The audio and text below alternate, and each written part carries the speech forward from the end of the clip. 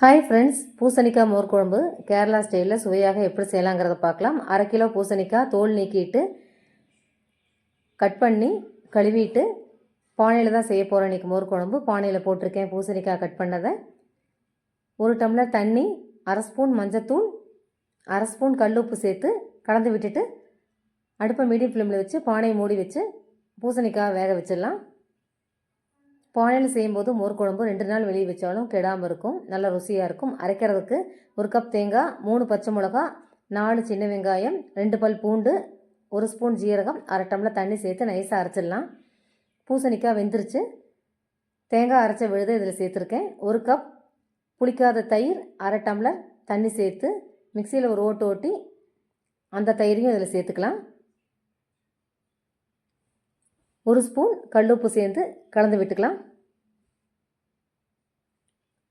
1 கைப்பிடி ஃப்ரெஷ்ஷான கருவேப்பிலை சேர்த்துருக்கேன். நுர வந்தோடனே அடுப்பை ஆஃப் பண்ணிடலாம். மோர் குழம்பு கொதிக்க விடக்கூடாது, ருசி இருக்காது, பிரிஞ்சு போயிடும் தயிர் விட்டனால. நுர வந்தோடனே ஆஃப் பண்ணிடுங்க. நுர வந்துருச்சு, ஆஃப் பண்ணிட்டேன். தாளிப்பு கொடுக்க 2 ஸ்பூன் தேங்காய் எண்ணெய், 1 ஸ்பூன் கடுகு, 1/4 ஸ்பூன் வெந்தயம், 4 வரமிளகா தாளிப்பு கொடுத்துருக்கேன். சுவையான மணமணக்கும் பூசணிக்காய் மோர் குழம்பு ரெடி.